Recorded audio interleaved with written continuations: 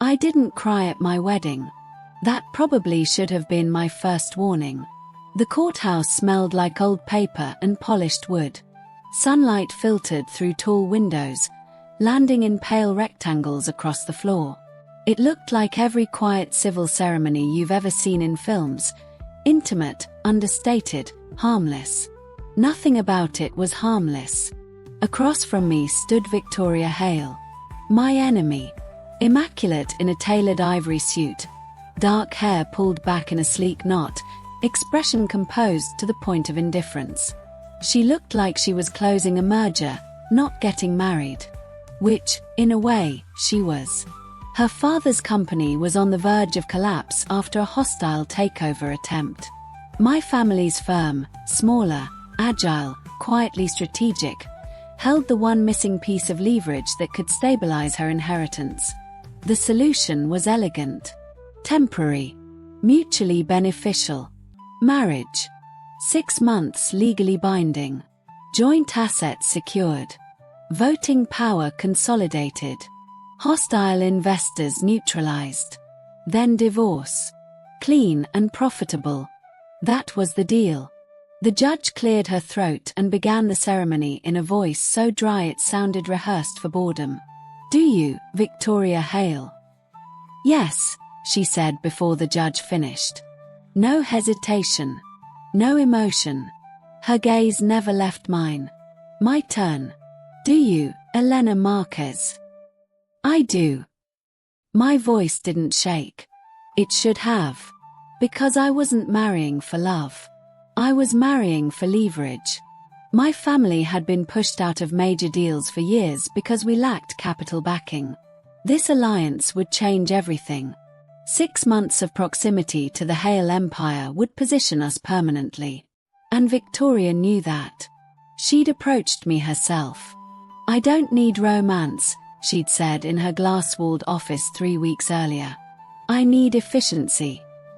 "And I need access," I replied evenly. Her lips had curved faintly. "Then we understand each other." We signed the papers. The judge declared us legally bound. No applause. No confetti.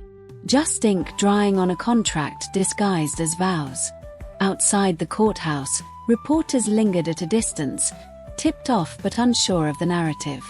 Victoria stepped close, her hand sliding confidently into mine for the cameras. The contact startled me. Her palm was warm. "Steady. Smile," she murmured without looking at me. I did. The headlines would read Strategic Alliance. Business merger. Bold move. No one would write the truth. That we had spent the last 2 years quietly dismantling each other's proposals in boardrooms. That she'd once publicly questioned my leadership competency during a shareholder meeting. That I'd retaliated by outmaneuvering her on a logistics acquisition that cost her firm millions. We weren't lovers. We were rivals forced into collaboration. Her car was waiting at the curb. Black. Polished. Impersonal. As soon as the door closed, she released my hand. "Your things are being moved into the penthouse," she said. "Efficient," I replied. She glanced at me. "You agreed to cohabitation." I remember the contract. The silence between us wasn't awkward. It was sharp. "You'll have your own wing," she continued. "Separate offices. Separate accounts except for joint holdings. Separate lives." For the most part. I studied her profile, the controlled line of her jaw, the deliberate calm. "You're remarkably unbothered," I said. "This is strategic. You don't resent it." Her eyes flicked to mine briefly. "Resentment wastes energy." Of course it did. That was the difference between us. I operated on instinct sharpened by emotion. She operated on calculation polished by discipline. The penthouse overlooked the city skyline like it owned it. Floor-to-ceiling windows. Marble floors. Art curated, not chosen. It felt less like a home and more like a statement. She walked ahead of me, heels echoing softly. "Dinner is at 8, she said. "My father expects us." "Already?" "Optics matter." "Always optics." In the bedroom assigned to me, large, immaculate, impersonal, I paused. 6 months. That was all. 6 months of pretending unity. 6 months of strategic partnership. Then we'd part wealthier than before. I told myself that was enough. At 8 sharp, we entered the Hale estate arm in arm. Her father assessed me like an investment risk. "You understand the stakes," he said plainly. "I do." Victoria's fingers tightened subtly against mine. Not affection. Warning.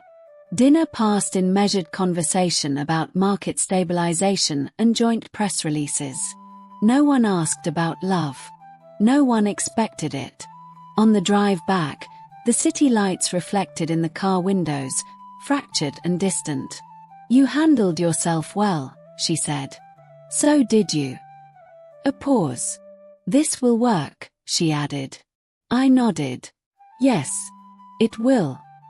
But when we stepped into the penthouse and the door closed behind us, the silence felt different. Heavier. We stood facing each other in the dim light. "No need to perform now," she said quietly.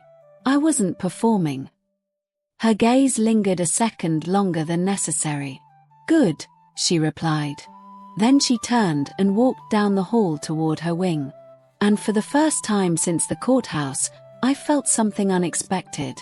Not regret. Not doubt. Curiosity. Because enemies are predictable. But wives are something else entirely. The first week of marriage felt like a corporate retreat no one wanted to attend. We moved through the penthouse like co-hosts sharing a headquarters. Scheduled breakfasts. Coordinated public appearances. Joint press statements drafted with surgical precision. Privately, we barely spoke beyond logistics.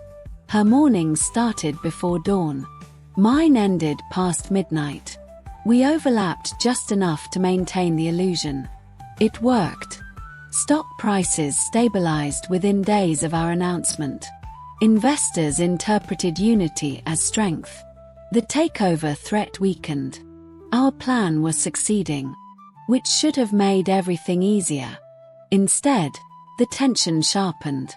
On the 5th morning, I found her in the kitchen before sunrise, sleeves rolled up, reading financial projections across 3 screens.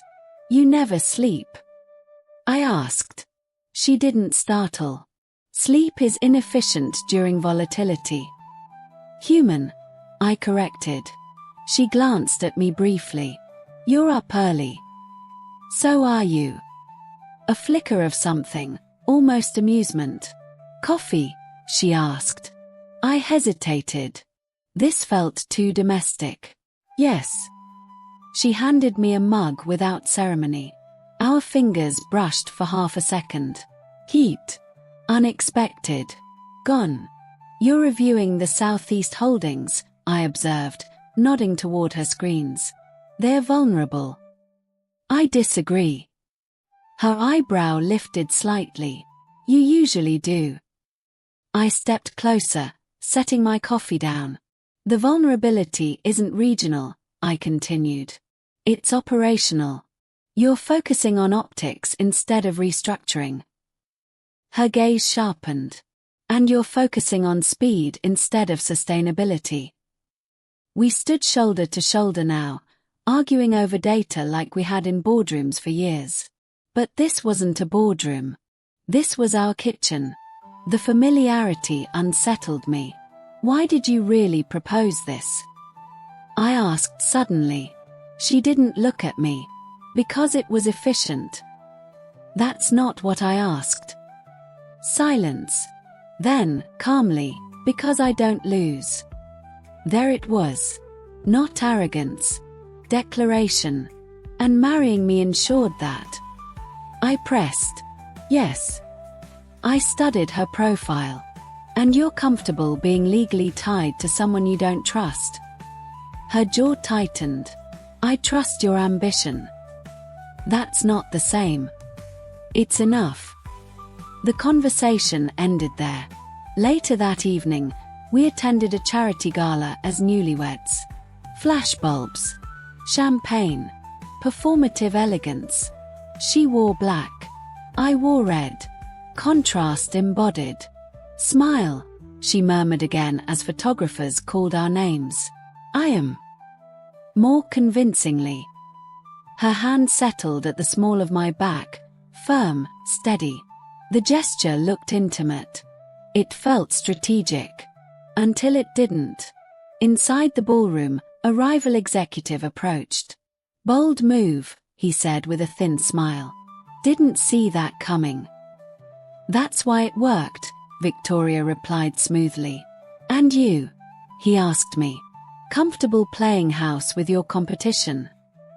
I met his gaze. I don't play. Victoria's grip tightened almost imperceptibly. After he walked away, she leaned closer. You didn't have to provoke him. I didn't. You implied permanence. Did I? Her eyes searched mine briefly. 6 months, she said under her breath. Of course. But something in her tone suggested she needed the reminder more than I did. Later that night, back at the penthouse, she poured herself a drink and stood by the window. You enjoyed challenging me, she observed. I enjoy not being underestimated. I've never underestimated you. No, I agreed. You've tried to outmaneuver me. A faint smile touched her lips. That too. The city glittered below us. Why me? I asked quietly. She turned. There were other firms. Yes. Other alliances. Yes. So why choose your enemy? Her answer came slower this time. Because enemies understand each other's strengths. That's romantic, I said dryly. It's practical. But practicality doesn't explain the risk. She set her glass down. You wanted access, she said. I wanted control. We both gain. That's the surface. And beneath it. I stepped closer, closing the distance just enough to feel the shift in air. Beneath it, I said softly, is something you're not saying. Her composure wavered for the first time. Barely. You assume there's more. I know there is. Silence thickened between us. Then she stepped back. You're reading into proximity, she said. Am I? Yes. Good, I replied. Her brows knit slightly. Why is that good? Because it means you feel it too. The words landed heavier than intended. For a fraction of a second, her guard dropped. Then it snapped back into place. This arrangement works because we remain clear, she said evenly. And if clarity shifts, it won't. But she didn't sound certain. That night, as I lay in my wing of the penthouse, staring at the ceiling, I replayed every glance, every pause. I had married her for her fortune, for leverage, for advantage. Yet already, the lines were blurring. Because rivalry is clean. Contracts are clean. But proximity complicates everything. By the second week, the performance had become routine. We appeared united in public, efficient in meetings, coordinated in interviews. Headlines shifted from speculation to admiration. Power couple. Strategic masterstroke. Unstoppable alliance. Unstoppable. If only they knew how fragile the balance actually was. At home, the penthouse had developed a rhythm. Her wing. My wing.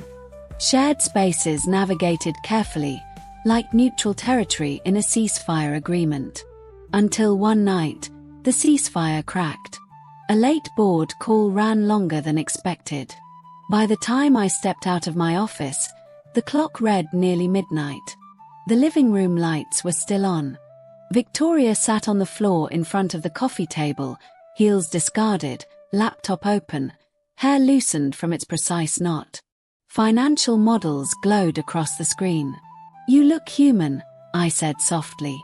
She didn't glance up. "That's unfortunate."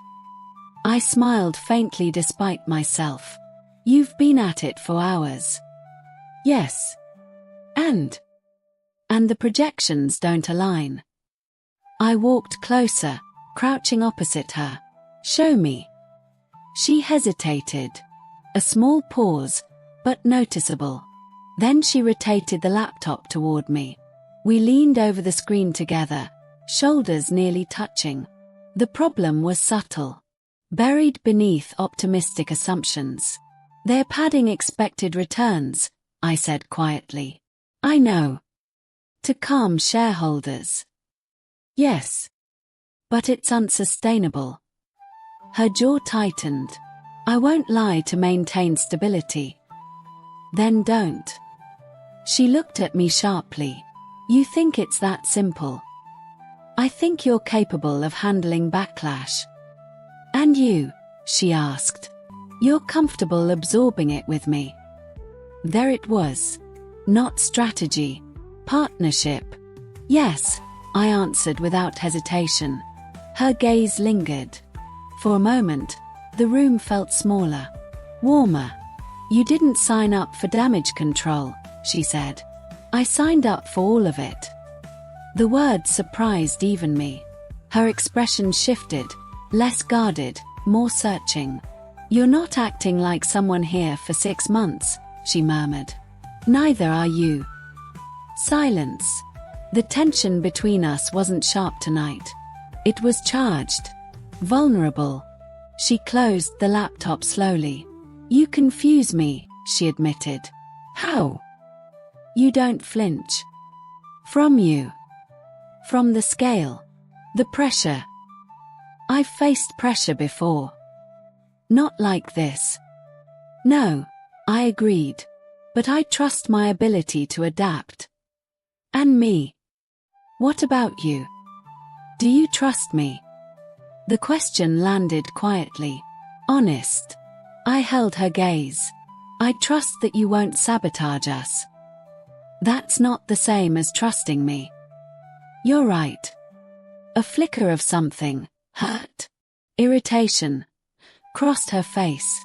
"Then what would make you trust me?" she asked. I didn't answer immediately. "Honesty," I said finally. "You have that." "Do I?" She stilled. "You think I'm hiding something?" "I think you're holding something back." The air shifted. She stood abruptly, walking toward the windows.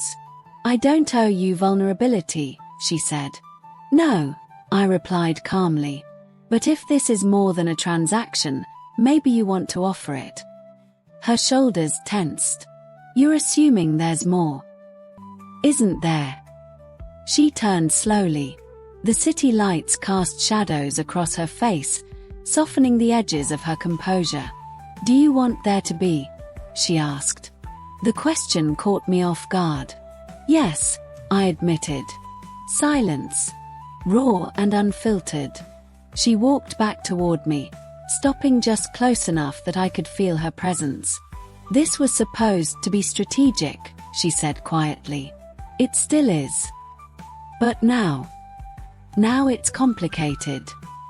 Her breath was steady, but closer than before. "I don't complicate things," she murmured. "You already did." Her eyes searched mine like she was looking for weakness or reassurance. "I married you for control," she said. "And I married you for leverage."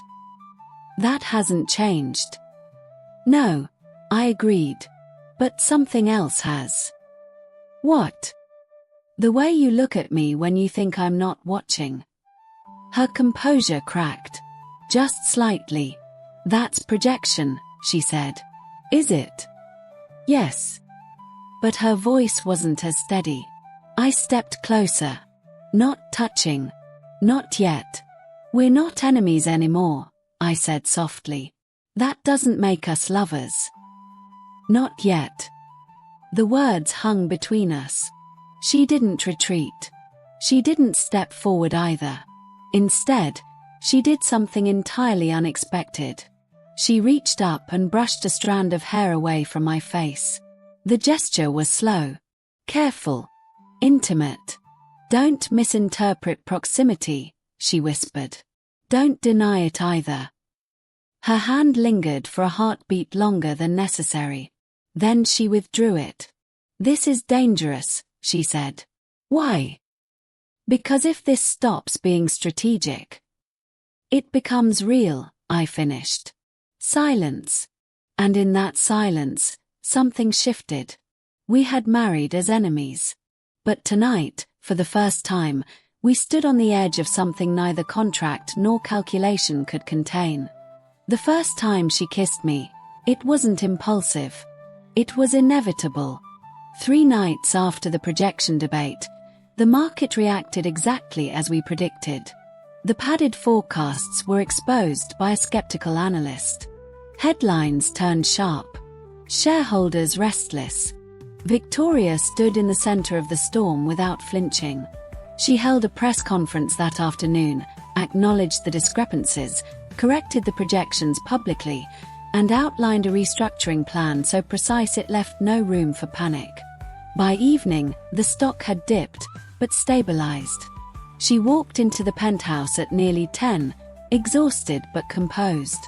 "You were right," she said as she set her phone down. "Transparency cost less than deception would have." "I know." She gave me a look, half irritation, half reluctant admiration. "I don't enjoy you being right." "You do," I said quietly. A faint smile. Then silence settled between us. Different tonight. Heavy with adrenaline and something softer beneath it. "You stood beside me today," she said. "Of course.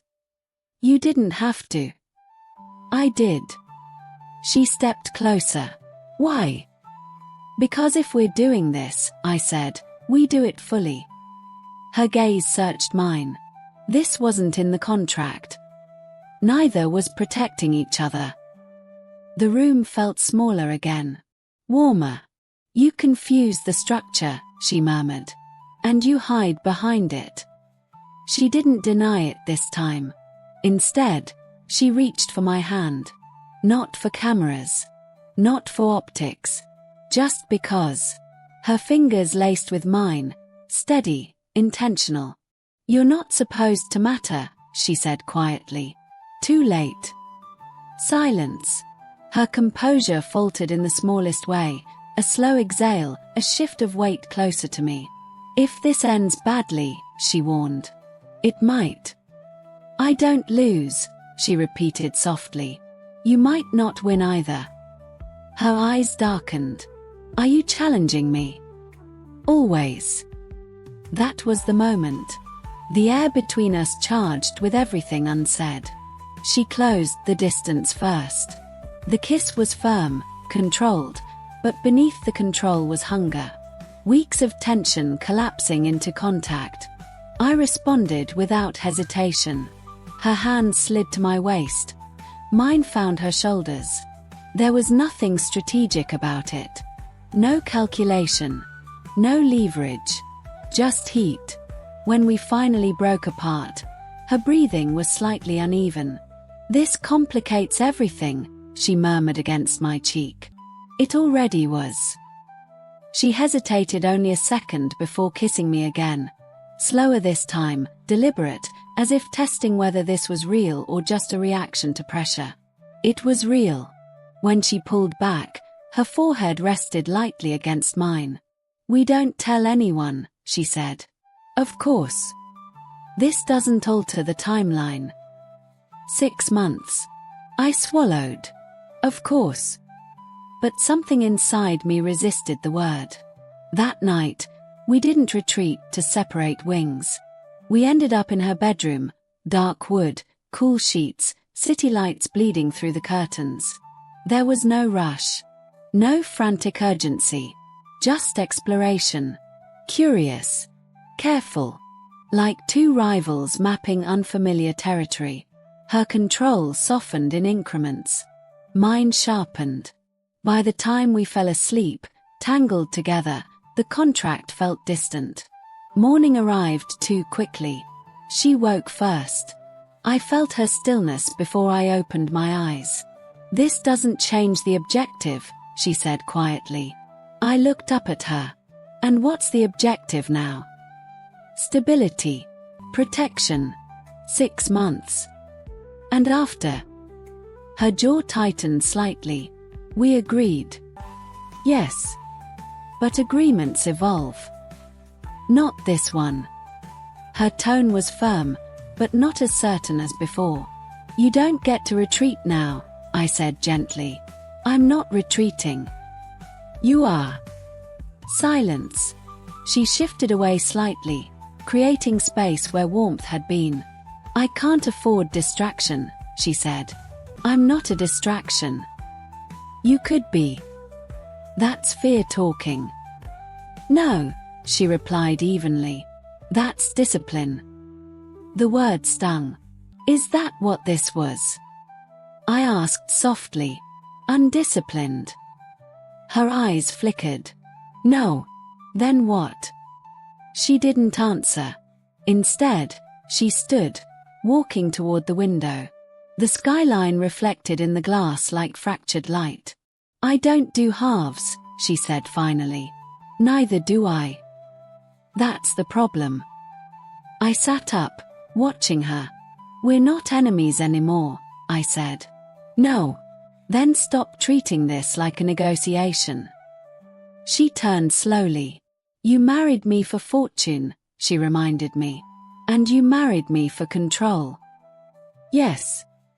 Maybe we both miscalculated." Her gaze held mine for a long, searching moment. "If we let this deepen," she said quietly, "the fallout won't be financial."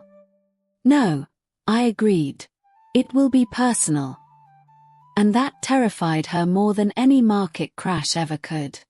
We didn't call it anything. Not an affair. Not love. Not even a relationship. It simply existed. In quiet touches in the hallway. In shared glances across boardrooms. In the way her hand would find mine under the table when negotiations turned tense. Publicly, we remained the model of strategic composure. Privately, the lines blurred further each day. 3 weeks after our first kiss, her father requested a private dinner at the estate. "Alone," Victoria clarified as we prepared to leave. "No press," I said. "No press." The drive there felt heavier than usual. "Is he suspicious?" I asked. "He's observant. And he doesn't like variables he didn't calculate." The irony wasn't lost on me. Dinner began politely enough. Wine poured. Courses served. Then her father set his fork down. "The markets are stabilizing," he said. "Your alliance achieved its purpose." Victoria's posture remained steady. That was the intention. "And the timeline?" he pressed. 6 months, she replied evenly. His gaze shifted to me. "And you?" "I honor agreements," I said. He studied us both. "Good," he said finally. "Because sentiment weakens leverage." Silence. Victoria's jaw tightened slightly. "We're not sentimental," she replied. He leaned back. "Ensure that remains true." The warning hung in the air long after dessert. On the drive home, neither of us spoke. Inside the penthouse, she moved straight to the bar. "He thinks I'll falter," she said, pouring a drink. "He's not entirely wrong." Her eyes flashed. "You think I'm faltering?" "I think you're feeling." "That's not the same." "It is to him." She took a slow sip. "He built this empire by never allowing personal attachment to influence decisions." "And you?" "I learned from him."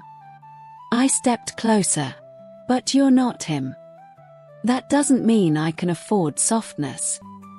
"You're not soft." "No." "No," I said firmly. You're evolving. She huffed a faint laugh. You say that like it's safe. It's not. Exactly.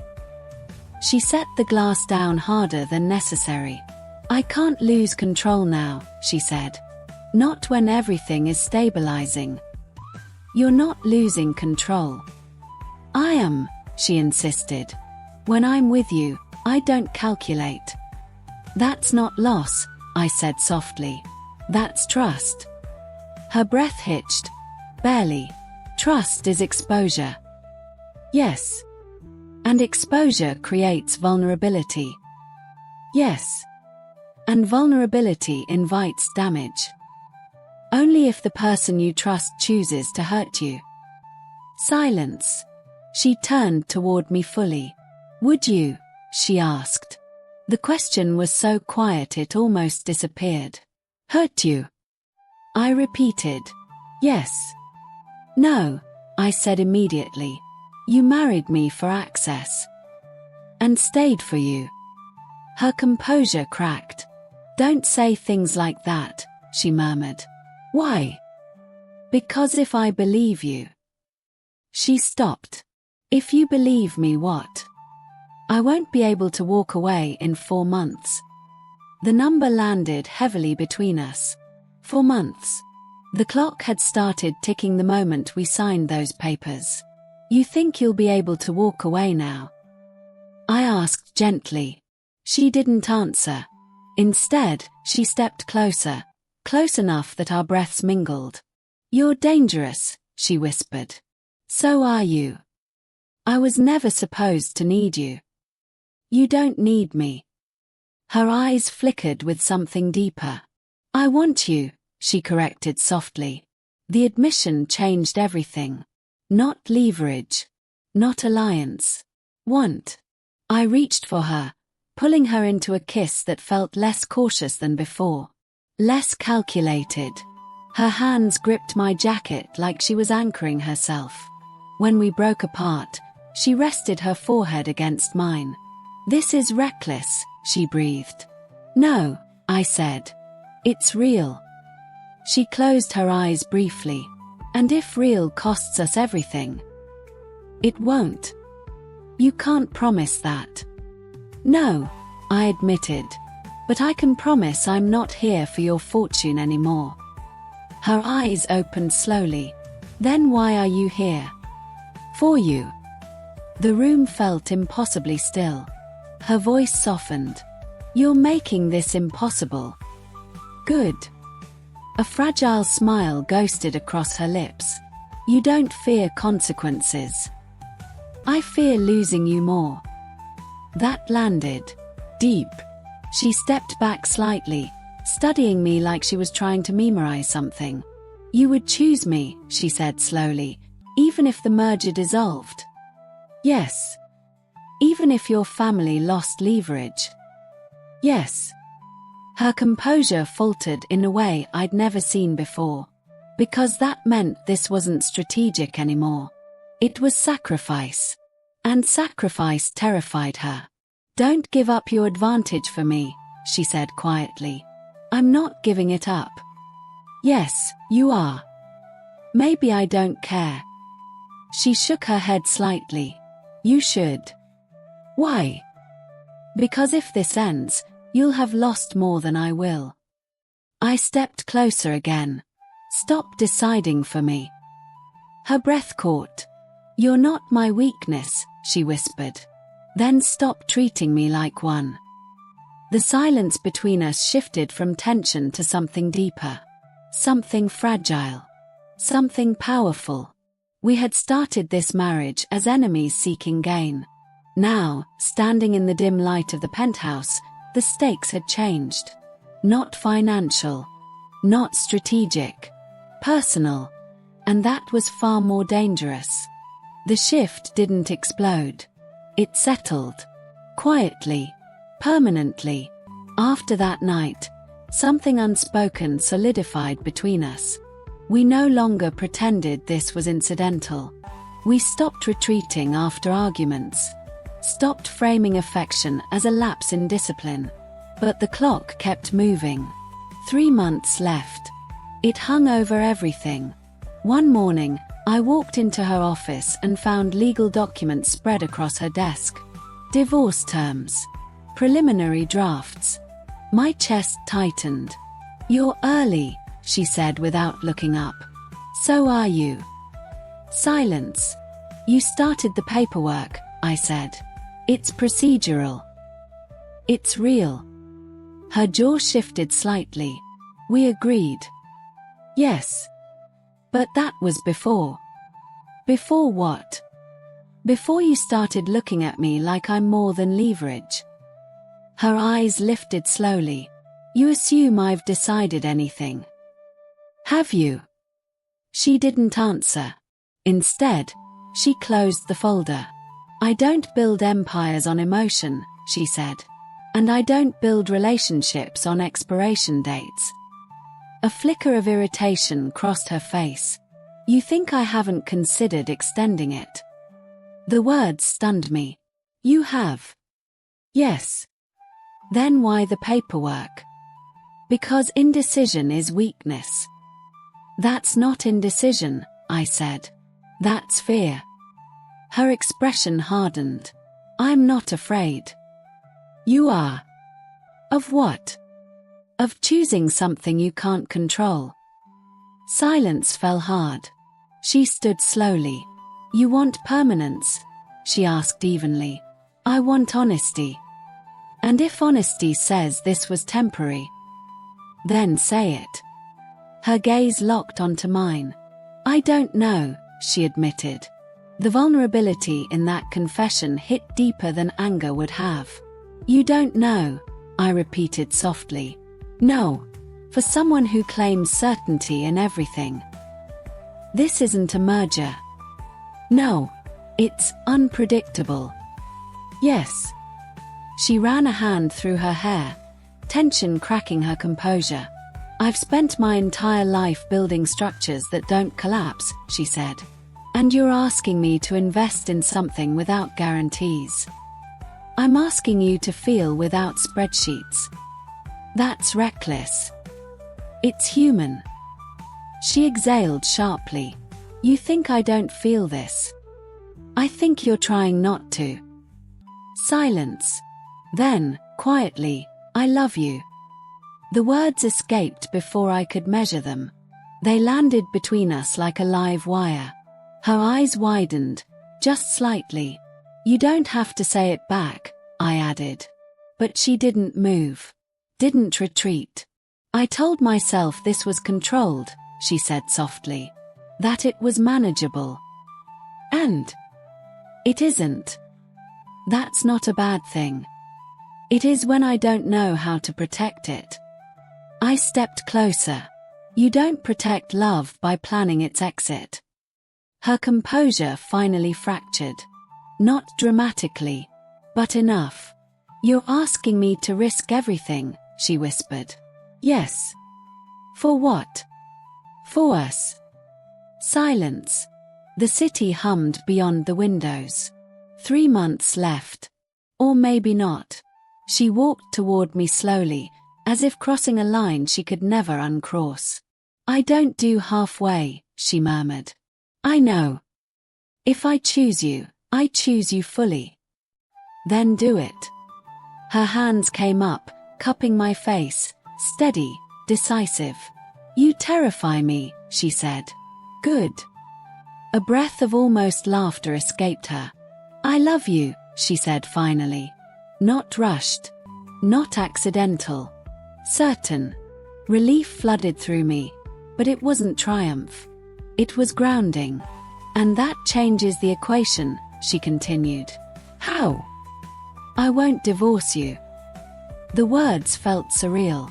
"You're sure?" "Yes." "What about the merger?" "We'll restructure it independently of our marriage." "And your father?" She smiled faintly. "He'll adjust." "You sound confident." "I am." "Why?" "Because this is the first decision I've made that isn't rooted in fear of losing." Silence settled around us. Warm this time. We started as enemies, I said. Yes. And I married you for your fortune. You did. I don't care about it anymore. I know. She rested her forehead against mine. I thought you were my greatest threat, she murmured. And you were. How? You threatened my certainty. I smiled softly. And now? Now you're my certainty. The weight of that statement sank in slowly. The divorce papers remained closed on her desk. Untouched. 3 months left on a contract that no longer mattered. We'll have to face backlash, she said. I know. They'll say this was manipulation. Let them. They'll question motives. They always do. Her gaze softened. You're remarkably calm. I stopped measuring wins the day I fell in love with you. She kissed me then, not with urgency, not with caution. With conviction. We had entered this marriage calculating gain. We stood now choosing risk. And for the first time since signing those papers in a courthouse that smelled like old wood and indifference, I felt something clear. I hadn't married my enemy for her fortune. I had married the woman who would become my future. Choosing each other didn't end the war. It changed the battlefield. When Victoria announced publicly that we would remain married beyond the initial 6-month term, the reaction was immediate. Financial media framed it as consolidation. Industry rivals whispered about ulterior motives. Her father called within the hour. You're compromising leverage, he said flatly over speakerphone.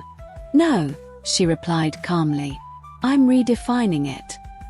This was a strategic arrangement. It still is. Don't confuse emotion with strategy. She didn't hesitate. I'm not. Silence pulsed on the other end. You're making this personal, he warned. It already was. She ended the call before he could respond. When she turned to me, there was no doubt in her expression. He'll push, she said. I know. He'll test the stability of the board. Let him. You're very calm, she observed. I trust you. The simplicity of that answer seemed to steady her. But the push came faster than either of us anticipated. 2 senior board members aligned with her father requested an emergency review of joint asset governance. Translation: they wanted to challenge the power balance created by our marriage. They're probing for fracture, she said as we reviewed the notice. Then we don't fracture. Her eyes met mine. You realize they're hoping this is infatuation. Then let's prove it isn't. The board meeting was scheduled for Friday. All week, tension coiled beneath every interaction. We worked side by side in her office, drafting counterarguments, restructuring voting contingencies, reinforcing the independence of each company despite our union. It felt strangely familiar, like the rivalry days. Except this time, we were on the same side of the table. On Thursday night, long after the staff had gone home, she closed her laptop and leaned back. If this fails, she said quietly, they'll argue the marriage compromised corporate objectivity. And if it succeeds, they'll have to accept that we're stronger united. I stood and walked around the desk to her. You don't regret this, I said. No, not even a little. She shook her head. The only thing I regret, she murmured, is not admitting it sooner. Silence softened the room. I thought loving you would weaken me, she continued. Instead it clarified me. How? I no longer make decisions to avoid loss, she said. I make them because they align with who I am. And who are you? She smiled faintly. Someone who chooses you. Friday arrived sharp and unforgiving. The boardroom was all glass and steel, city skyline stretching behind us like a silent witness. Her father sat at the far end, expression unreadable. This review is procedural, he began. Of course, Victoria replied evenly. Questions followed, about conflict of interest, about independent oversight, about risk exposure. We answered them methodically. When one director implied emotional bias, Victoria didn't flinch. My marriage does not compromise my fiduciary responsibility, she said calmly. If anything, it enhances operational synergy. And if the marriage fails? Another pressed. She glanced at me, brief but certain. It won't. The room stilled. That wasn't strategic language. That was personal conviction. After 2 hours of debate, the vote concluded. Governance structure upheld. Joint control ratified. The challenge dissolved. As the room emptied, her father lingered. You've changed, he said. Yes, she replied. For better. For stronger. He studied her for a long moment. Don't let sentiment blind you. It doesn't, she said. It grounds me. He left without another word. When the door closed, the tension finally drained from her shoulders. You were remarkable, I said. We were, she corrected. That night, back at the penthouse, we didn't celebrate loudly. We stood by the windows overlooking the city we had nearly destroyed each other in once. You know, she said softly, if you had told me a year ago that I would willingly risk my position for anyone. I know, I said. I would have dismantled them. I laughed quietly. And now? Now I'd dismantle anyone who tries to dismantle us. There was no arrogance in her tone, just certainty. I stepped closer, resting my hand over hers on the glass. I married you for your fortune, I said. And I married you for control. Funny how that worked out. She turned toward me. You stole something far more valuable. Oh. My heart. The words were simple, earnest, and more powerful than any contract we had ever signed. I didn't steal it, I said softly. You gave it. She smiled. Then guard it. Always. The city lights shimmered below, indifferent to our evolution. We had started as enemies calculating gain. We had married for leverage. We had prepared for expiration. Instead, we built permanence. Not because it was safe, but because it was true. And in the quiet glow of the penthouse, no contracts between us now, no expiration looming, I understood something fully for the first time. Fortune fades. Power shifts. Markets rise and fall. But choosing each other, that was the only investment that truly compounded. Victory has a strange aftertaste. It isn't sweet. It's quiet. After the board ratified our governance structure, the external threats softened. Investors stopped circling. The takeover rumors faded into background noise. Financial analysts began referring to our alliance as stabilizing rather than opportunistic. Stabilizing. The word almost made me laugh. There was nothing stable about falling in love with your former enemy. But inside the penthouse, something had shifted into steadiness. Not passion alone. Foundation. 3 weeks after the vote, Victoria called me into her office. Not the corporate one. The smaller one in the penthouse overlooking the river. She stood by the desk, a folder in her hand. You look serious, I said lightly. I am. I stepped inside, closing the door. What is it? She handed me the folder. I opened it slowly. It wasn't financial restructuring. It wasn't asset reallocation. It was a revised prenuptial agreement.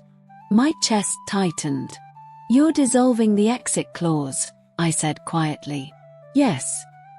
The original contract had contained a clean termination provision.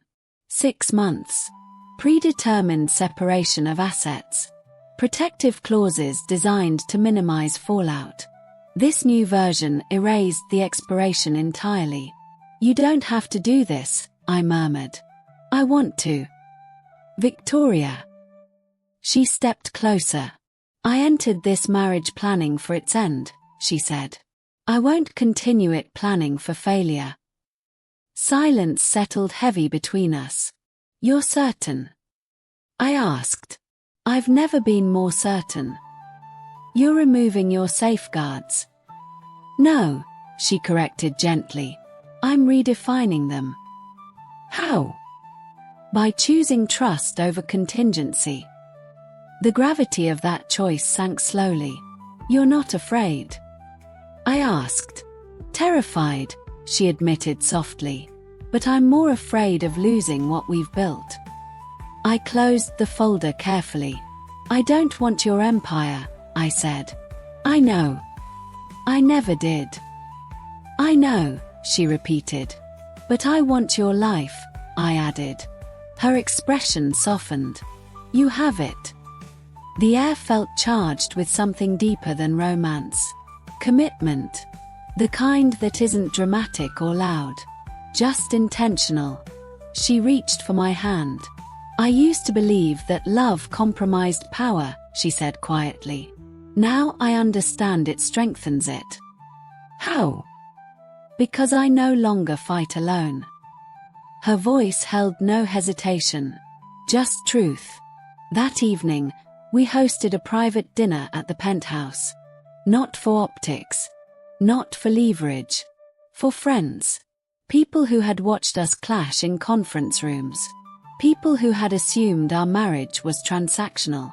They noticed the difference immediately.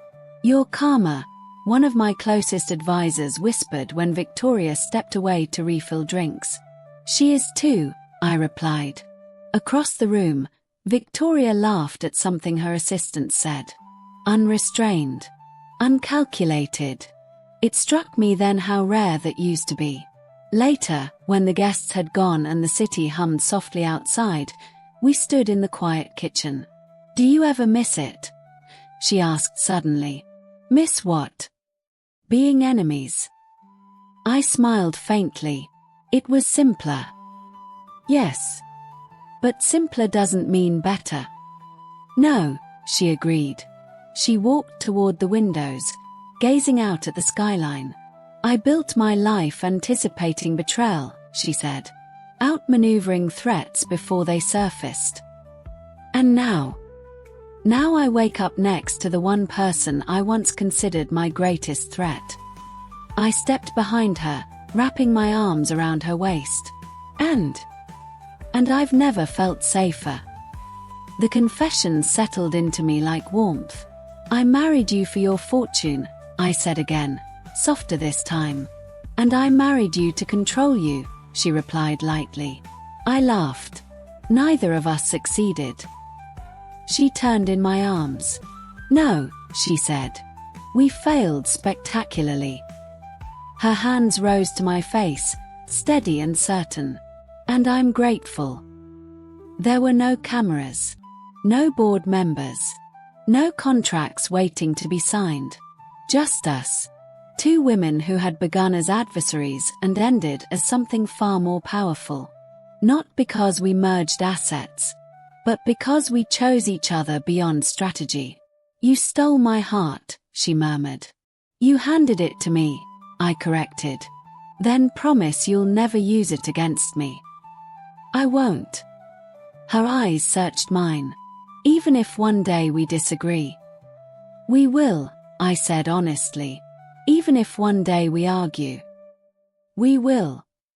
Even if one day the market turns against us again." "It will." She smiled faintly. "And you'll stay. Always." The word didn't feel dramatic. It felt earned. Outside, the city lights shimmered across the water like scattered gold. We had chased fortune. We had negotiated power. But what we ended up building was something far rarer.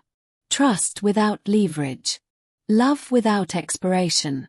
And as she leaned into me beneath the quiet skyline, I realized something undeniable. The greatest fortune I ever gained was her. People love to say that love changes you. What they don't say is that it reveals you. A year after the courthouse ceremony that felt like a merger disguised as vows, Victoria and I stood in the same building for entirely different reasons. Not for contracts. Not for leverage. For renewal. The courthouse still smelled faintly of polished wood and old paper. Sunlight streamed through the same tall windows, landing in pale rectangles across the floor. The difference was us. No press waited outside. No board members tracked the optics. Just a quiet room and a clerk reviewing documents. "You're sure?" I asked softly, though I already knew the answer. Victoria looked at me the way she does now, without calculation. "Yes." The renewal wasn't legally necessary. Our amended agreement had erased the expiration months ago. The merger stood independently of our marriage. This wasn't about structure. It was about intention. "I never thought I'd be back here," she said quietly. "Me neither." "You didn't cry the first time." "No. And now?" I smiled faintly. "Don't test me." A ghost of laughter escaped her. We signed the papers again, not out of obligation, but affirmation. No flashbulbs. No analysts. Just ink and choice. When the clerk declared the renewal official, Victoria reached for my hand without being prompted. Not for cameras. For me. Outside, the city moved as it always had, unaware of the shift that had taken place inside a quiet courthouse. "Dinner?" she asked. "Always." We walked instead of taking the car. Past buildings that once housed boardrooms where we dismantled each other's proposals. Past cafes where rumors of our strategic alliance once circulated. "You know," she said thoughtfully, "I used to believe power was about dominance. And now? Now I think it's about alignment. With me."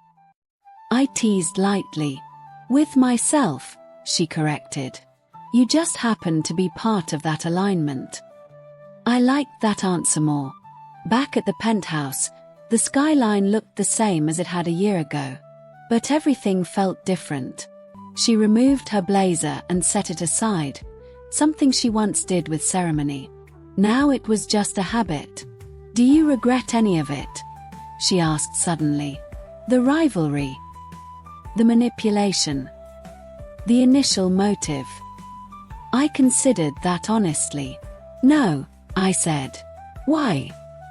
"Because without it, we wouldn't be here." She stepped closer. "You don't resent me for proposing it." "I challenged you," I reminded her. "Yes. You chose me." "Yes. And I chose you back." Her eyes softened. "I thought marrying you would secure my empire," she said quietly. "And it secured my heart instead." There was no irony in her tone, just clarity. "And you?" she asked. "You married me for my fortune." "I did. And now? I'd trade every asset for you." She studied me carefully. "You mean that?" "Yes." Her hand rose to cup my face. "Then promise me something." "Anything. If one day we face another storm, financial or personal, you won't retreat into rivalry." "I won't." "You won't weaponize what you know about me." "Never." "And you won't let pride separate us." I smiled gently. "You're the one who doesn't lose." She shook her head slightly. "I've already lost that battle." "How?" "I lost the need to win against you." The quiet weight of that confession filled the room. Once, we had sharpened ourselves against each other. Now, we stood strengthened beside each other. "You were my enemy," she said softly. "And you were mine. And yet." She leaned in, kissing me slowly. No urgency, no fear of consequence. Just certainty. When we broke apart, She rested her forehead against mine. "I don't need your leverage," she whispered. "And I don't need your fortune. But I want you." "Good," I said. "Because I'm not leaving." The skyline shimmered beyond the glass. Markets would rise and fall again. Competitors would circle. Her father would continue testing boundaries. Life would remain complex. But the foundation was no longer transactional. It was chosen. We had begun with signatures designed to expire. We had prepared for strategic separation. Instead, we built permanence. And as the city lights flickered like scattered stars, I understood something fully at last. I married my enemy for her fortune. She stole my heart. And I never asked for it back.